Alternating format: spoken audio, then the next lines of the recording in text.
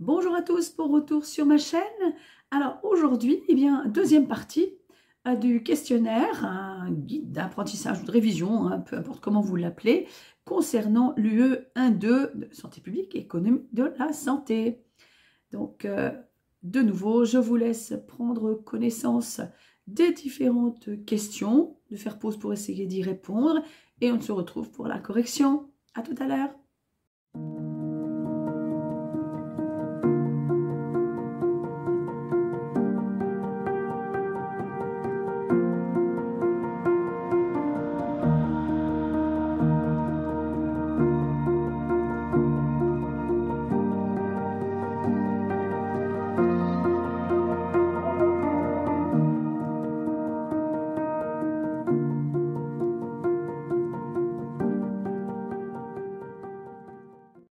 Alors, c'est parti pour la correction de cette seconde partie du questionnaire. Donc, là, on va se consacrer donc aux professions de santé en France.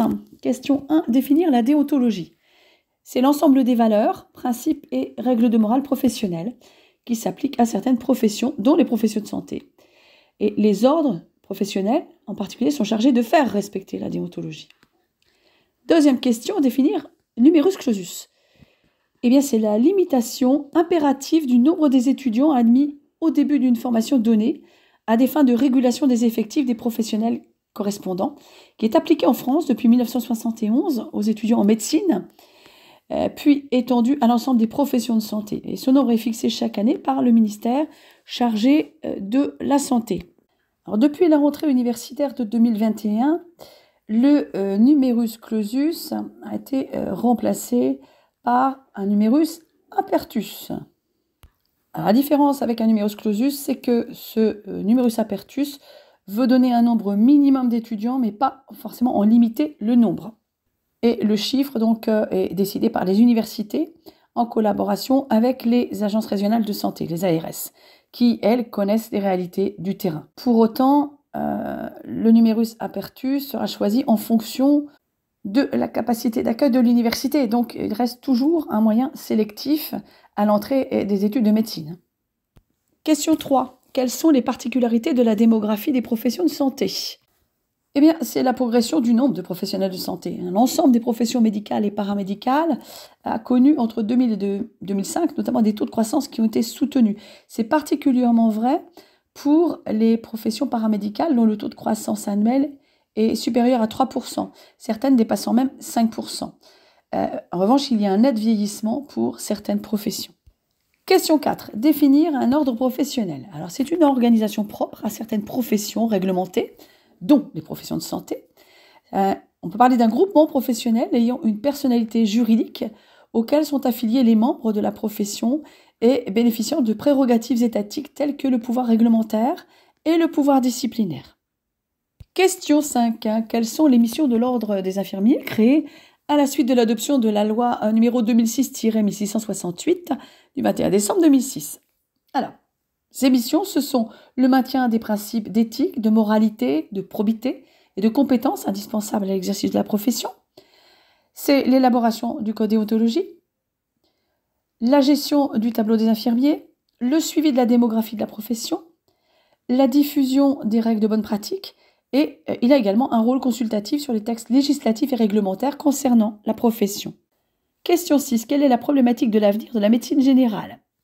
Il ne faudra pas retenir les données chiffrées que je vais donner à la correction. Alors, cette problématique de l'avenir de la médecine générale, c'est le déclin du nombre de médecins généralistes. Selon une étude de l'adresse qui date du début des années 2010, leur nombre pourrait diminuer d'ici 2025 de 13% contre 7% pour les autres spécialistes. Et ça, c'est lié à la faible attractivité du métier, des départs en retraite et des réorientations. Les généralistes représenteraient alors 47% des médecins en 2025, alors qu'ils représentaient 49% en 2002. Question 7. Comment peut-on expliquer les pénuries localisées d'infirmiers ? Nous avons effectivement des pénuries localisées dans un contexte pourtant d'essor des effectifs, avec une nécessité de maintenir une offre de soins infirmiers permettant de répondre aux besoins de la population qui, eux, sont grandissants. Alors, on a deux phénomènes qui peuvent intervenir et conduire à des ressources régionales différentes. Ça va être l'écart entre le nombre de places offertes en IFSI en première année d'études et le nombre d'inscrits réels. Ensuite, il y a la déperdition des étudiants en cours de formation qui affecte également le nombre de diplômés de chacune des régions. On a à peu près un taux de perte de 20% au niveau national. Et ensuite, on a les jeunes diplômés qui vont privilégier massivement leur région de formation pour leur première installation. Et je l'ai souvent vérifié, effectivement, puisque ici, sur le CHU de Rouen, nous avions beaucoup de Bretons et une grande partie restait en Normandie et ne repartaient pas forcément dans leur région d'origine. Et à l'inverse, les quelques Normands qui partent en région parisienne revenaient au galop dans les 6 mois ou l'année suivante pour venir en Normandie. Alors, mais cette réalité, elle est modulée dans certaines régions, dont l'Île-de-France, on vient de parler. La mobilité aussi en cours de carrière est mal documentée. Mais on sait que les infirmiers libérales privilégient une carrière dans leur région d'origine. On sait aussi que la première embauche se fait majoritairement dans le public, mais ensuite, ce qui se passe, on ne sait pas trop. Tout ce qu'on sait, c'est qu'il y a une augmentation de la demande, que les besoins spécifiques sont liés à la démographie, on a de plus en plus de personnes âgées, et aussi du fait de l'évolution des tâches effectuées. Question 8. Quelle est la caractéristique de la loi HPST de 2009 ? Alors, il s'agit d'un projet d'organisation sanitaire et non de financement visant la mise en place de l'offre de soins. Alors, une offre de soins graduée de qualité, accessible à tous et satisfaisant à l'ensemble des besoins de santé. Voilà pour résumer. Question 9. Définir alternative à l'hospitalisation et donner un exemple. Alors, vouloir donner une alternative à l'hospitalisation, c'est pouvoir offrir plus de soins, mais moins d'hébergement. Alors, évidemment, l'exemple tout trouvé, c'est l'hospitalisation à domicile, puisque l'hébergement va s'effectuer au domicile et les soins infirmiers sont assurés par un établissement de santé, avec les soins médicaux assurés par le médecin traitant libéral. Question 10. Définir les soins de premier niveau ou de premier recours aux soins en précisant leurs caractéristiques. Alors, il s'agit d'un dispositif de soins assurant en principe la première réponse à un problème de santé survenu chez un patient au sein d'une population. C'est un dispositif qui concerne les médecins traitants, les pharmaciens, les soignants organisés en cabinet ou en centre de santé. Il s'agit d'une orientation de l'organisation des soins de ville sous l'appellation de soins primaires. Alors ces réponses, elles portent sur la prévention, alors l'éducation pour la santé, le dépistage, mais aussi le diagnostic, le traitement, le suivi des patients bien sûr, la dispensation et l'administration des médicaments, des produits et dispositifs médicaux, ainsi que le conseil pharmaceutique, l'orientation dans le système sanitaire et médico-social. Ces soins de premier niveau s'inscrivent dans une logique de gestion de l'accès aux soins en lien avec la démographie des médecins qui est en chute et les besoins de soins de population qui ne cessent d'augmenter. Question 11. Citer les populations concernées par les activités de soins relevant du secteur médico-social. Alors, relève du secteur médico-social les personnes âgées de plus de 60 ans, en lien avec des déficiences ou incapacités et nécessitant une aide dans la vie quotidienne, ainsi que les personnes atteintes de handicap gênant leur vie quotidienne. Question 12. Définir déficience. Il s'agit de toute absence ou perte, malformation ou autre anomalie d'un organe, d'une structure ou d'une fonction mentale, psychologique, physiologique ou anatomique. Alors elle peut être sensorielle, motrice, intellectuelle, mentale ou multiple. Cette situation peut entraîner des incapacités sans nécessairement atteindre la personnalité. C'est ce qu'on appelle l'aspect lésionnel du handicap. Question 13. Définir incapacité. Alors il s'agit de toute réduction partielle ou totale de la capacité d'accomplir une activité considérée comme normale pour un être humain du fait de difficultés physiques, sensorielles, intellectuelles ou psychiques, consécutives à un accident, des déficiences ou une infection. En ce qui concerne la réduction de la capacité, il peut s'agir d'une réduction de la mobilité avec un degré variable de confinement au lit, au fauteuil, au domicile, etc. Ça peut être une réduction des activités à l'extérieur avec des difficultés ou un besoin d'aide. Il peut s'agir des activités instrumentales. Et là, on se réfère à un indicateur IADL de Lawton et Brody. Alors, l'incapacité, elle correspond à l'aspect fonctionnel du handicap. Il existe aussi une incapacité juridique qui conduit à demander une tutelle, une curatelle ou une sauvegarde de justice destinée l'une que l'autre à protéger le sujet et à l'assister dans la revendication de ses droits et l'indépendance de sa personne. Question 14. Définir le handicap. Alors, c'est un désavantage social pour un individu donné résultant d'une déficience ou d'une incapacité qui limite ou interdit l'accomplissement d'un rôle considéré comme normal, compte tenu de l'âge, du sexe, des facteurs sociaux et culturels. Donc on l'a vu, déficience, l'aspect lésionnel du handicap, et incapacité, c'est l'aspect fonctionnel du handicap. Question 15, définir graduation de soins. C'est le principe d'organisation de l'offre de soins en niveau, allant des soins les plus simples, largement diffusés, à proximité de la population, aisément accessibles, jusqu'aux plus lourds, plus spécialisés, plus complexes et accessibles après contrôle. Question 16. Énoncer les missions de l'infirmière en médecine scolaire. Eh bien, elle participe au bilan de santé des élèves, elle tient à jour le registre de l'infirmerie, elle mène des actions d'éducation pour la santé et elle assure un travail de relation individuelle avec les élèves. Question 17, énoncer les éléments qui caractérisent l'infirmière en médecine du travail. Moi, je préfère dire maintenant l'infirmière en santé au travail. Alors, elle assure un travail de relation individuelle avec les salariés. Elle assure un travail de relation individuelle avec les instances de l'entreprise. Elle réalise des soins d'urgence sur protocole. Elle organise et réalise des examens cliniques dans le cadre des visites médicales. Mais pas seulement, elle participe aussi à la gestion des risques dans l'entreprise. Nous allons maintenant parler des établissements de santé. Question 1, définir établissement de santé. Alors, c'est un lieu d'organisation de soins généralement lourd ou complexe, en équipe de professionnels, utilisant généralement des équipements sanitaires pour des patients qui sont admis et hébergés ou non hébergés. Il s'agit alors de soins ambulatoires, ou pour des patients non admis, il s'agit de soins externes, ou, dans certains cas, au domicile des patients quand il s'agit d'HAD. Ils sont caractérisés par leur statut public ou privé, leur participation ou non au service public, leur taille, c'est-à-dire le nombre de lits, leurs équipements sanitaires, leur activité, avec le nombre de séjours, par exemple. Question 2. Définir établissements médico-sociaux. Ce sont des établissements chargés d'apporter à des personnes âgées dépendantes ou à des personnes jeunes ou adultes atteintes de handicap une aide pour la vie quotidienne lorsque leur vie à domicile est difficile ou impossible. Question 3. Quels sont les principaux professionnels de santé exerçant dans les établissements publics et privés? Donc, les établissements publics privés emploient plus d'1 million de personnes et les principaux professionnels de santé, bien sûr, sont les infirmiers. Donc, en 2017, il y en avait 342 600. Ensuite, les aides-soignants, 245 200. Et ensuite, on a les médecins, biologistes et pharmaciens. Et là, c'est difficile de donner un chiffre récent, car ils ne sont pas très précis, mais ils sont proches d'une centaine de mille. Question 4. Pourquoi les femmes ont-elles plus recours aux soins que les hommes? Les femmes ont plus recours aux soins que les hommes parce que souvent elles nécessitent une contraception, il y a les grossesses, il y a les accouchements, qui sont donc des sources d'activité médicale. Et de plus, les femmes attachent plus d'importance à leur santé que les hommes en général. Question 5. Énoncer l'impact du vieillissement de la population sur la demande de santé. Les problèmes de santé donc, se sont beaucoup transformés avec le vieillissement de la population, car il y a beaucoup plus donc, de maladies chroniques, et cela a entraîné aussi la nécessité de développer encore les soins à domicile. Question 6. Citer les principaux événements de l'histoire récente des établissements de santé de 1958 à 2009. Alors, 1958, il y a la création des CHU.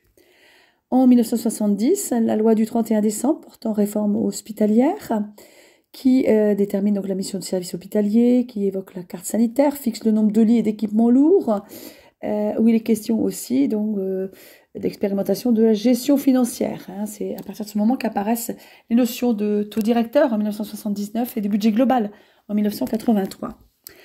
Alors ensuite, nous avons en 1991 la loi du 31 juillet, dans laquelle on retrouve la notion d'évaluation de l'activité avec le PMS6, qui est nouveau à l'époque, la notion de projet d'établissement, dont le but est d'améliorer la concertation au sein des établissements et l'autonomie des hôpitaux.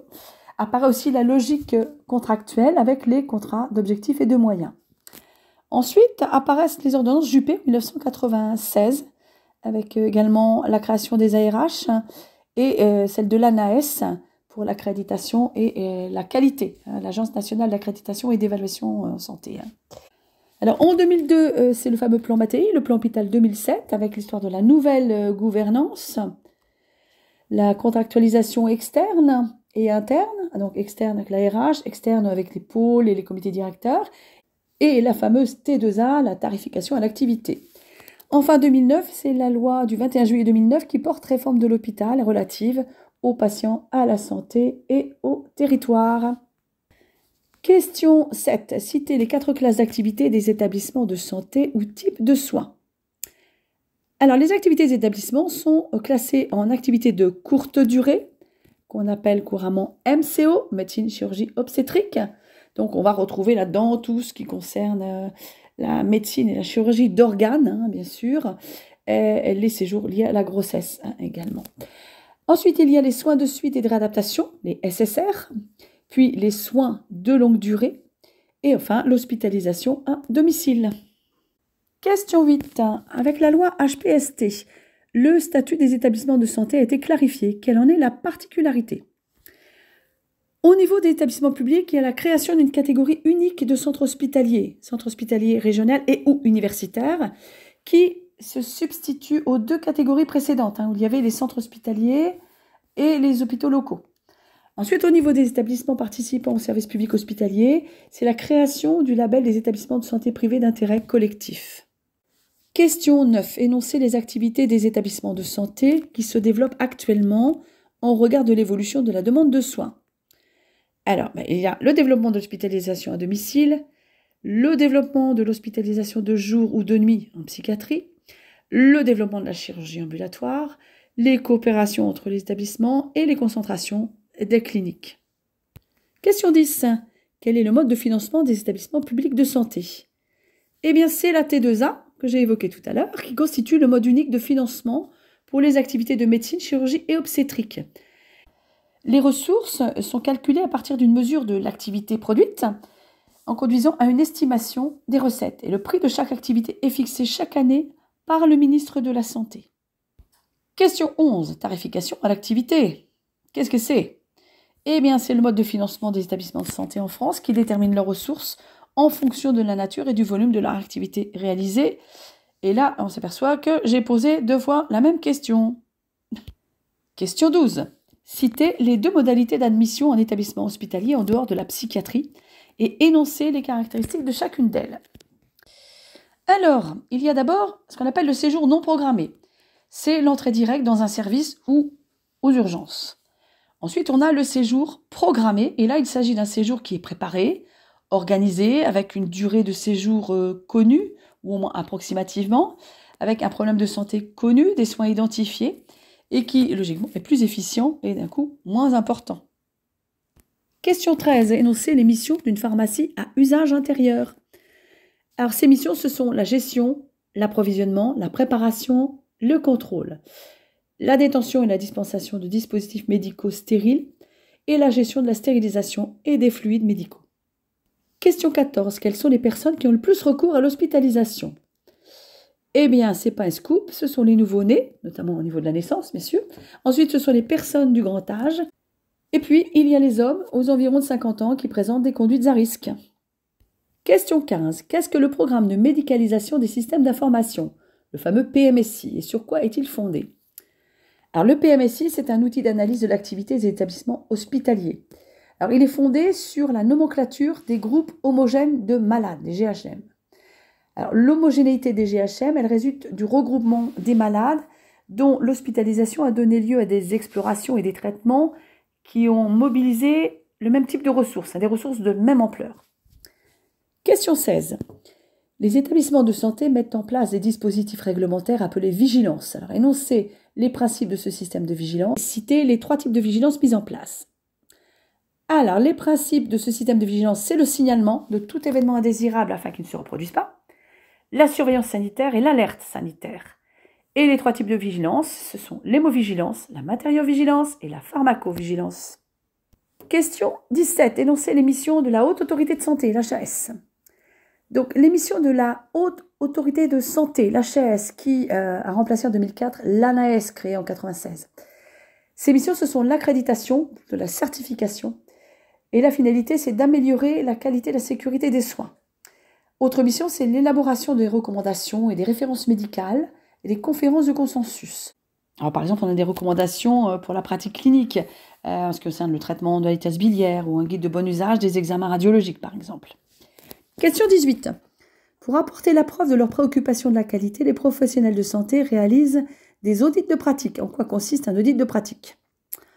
Eh bien, c'est l'observation de la pratique quotidienne pour identifier sa conformité en la comparant à un référentiel de bonne pratique correspondant afin d'apporter des mesures correctrices nécessaires en cas d'un éventuel écart.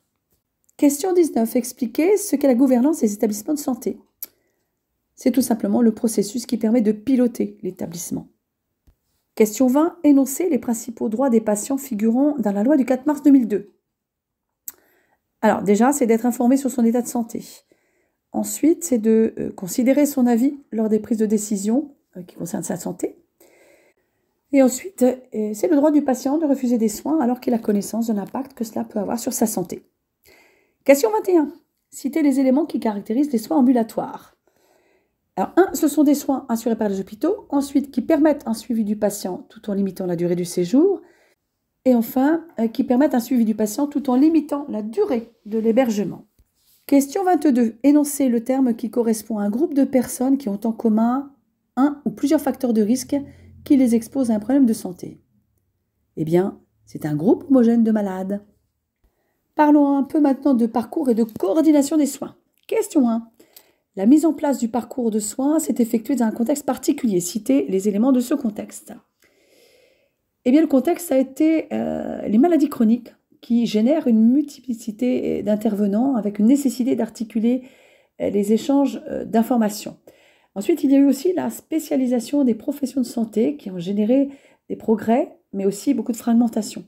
Et enfin, the last but not the least, la recherche de maîtrise des dépenses de santé. Question 2. Citer les éléments sur lesquels repose le système d'information interrégime de l'assurance maladie. Alors nous avons la carte professionnelle de santé, la carte vitale, la feuille de soins ou la télétransmission, et ensuite le retour d'information, c'est-à-dire l'historique sur 3 ans. Question 3. Définir filière de soins et préciser les éléments qui la caractérisent. Alors, une filière, c'est une description de trajectoire des patients dans le système de soins.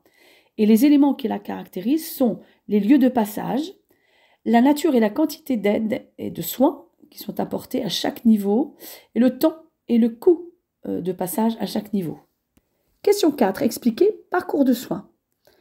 Alors, le parcours de soins, cette notion, c'est devoir choisir un médecin traitant qui va coordonner le suivi du patient, adresser le patient au médecin spécialiste si besoin, et collecter, synthétiser les informations.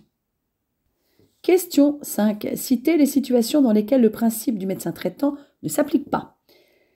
Eh bien, il s'agit des personnes de moins de 16 ans, des urgences, du dentiste et de l'ophtalmologiste. Question 6. Quel est le sens de la loi de réforme d'août 2004? Alors, le sens, c'est de soigner mieux en dépensant mieux, et si possible moins, bien sûr, sauvegarder l'assurance maladie. Et l'enjeu est de taille, parce qu'il faut préserver l'universalité, le caractère obligatoire et solidaire du système, tout en luttant contre les gaspillages et les abus, et faire en sorte que l'effort de chacun aboutisse à l'équilibre du système de protection sociale. Pas simple. Question 7. Définir coordination. C'est une action volontaire et organisée, réalisée par un professionnel, pour développer des liens et rechercher une meilleure cohérence entre différents professionnels de santé, travailleurs sociaux ou éducatifs, qui sont impliqués dans la prise en charge des mêmes patients. Et cette action passe en général par des échanges d'informations. Question 8. Définir réseau de soins. C'est un dispositif regroupant des professionnels, des établissements et des usagers, le cas échéant, organisés dans une zone géographique donnée, dans le but d'améliorer leur coordination et la qualité de prise en charge de la santé des patients globales, et en particulier les patients âgés ou atteints d'une affection chronique. Donc il est question de qualité, de coût et de sécurité, pour aboutir donc à de l'efficience, c'est le grand mot. Alors, ce dispositif s'appuie généralement sur un statut associatif. Il comporte une démarche qualité, un système d'information partagé, des actions de formation en commun. Et le terme réseau de soins, initialement utilisé avec les ordonnances du 24 avril 1996, a été remplacé par réseau de santé pour inciter les réseaux à s'ouvrir aux professionnels autres que ceux de la santé et aux actions de prévention. Ces réseaux qui peuvent recevoir des financements spécifiques sont alors soumis à une évaluation. Alors, on a par exemple le réseau ville-hôpital, Toxanville à Rouen, qui a pour but d'améliorer la santé physique et psychique des usagers de drogue. Mettre en lien les médecins libéraux, les médecins hospitaliers, les pharmaciens, les services sociaux, les psychologues et les éducateurs. Question 9. Les objectifs des réseaux de soins. Alors, il s'agit d'assurer une meilleure orientation du patient en améliorant les processus de prévention, de soins et d'accompagnement, favoriser la coordination et la continuité des soins, et promouvoir la délivrance de soins de proximité et de qualité, tout en replaçant le patient au cœur du système, avec des objectifs d'information et de qualité des soins. Question 10. Énoncer les principes de l'accès aux soins de ville dans un système bismarckien. Alors, ce sont les soins de ville par des professionnels libéraux, avec le libre choix des patients. Il y a l'avance des frais, la participation aux frais, et l'introduction par la loi du 13 août 2004 du parcours de soins, avec le principe du médecin traitant déclaré. Donc voilà, cette deuxième partie est terminée. Je pense qu'on a ratissé assez large en ce qui concerne les notions de santé publique et d'économie de la santé, même si ces notions paraissent parfois un petit peu abstraites et que vous pouvez vous demander ce qu'on peut en faire au quotidien. Il y a quand même des choses importantes, hein, notamment en ce qui concerne par exemple les prises en charge sociales, savoir ce qu'est le ticket modérateur, le tiers payant, quelle est la caisse du patient ou de résident que vous avez accueilli, parce que quelquefois ça a des conséquences non négligeables sur sa prise en charge. Je vous dis à très bientôt.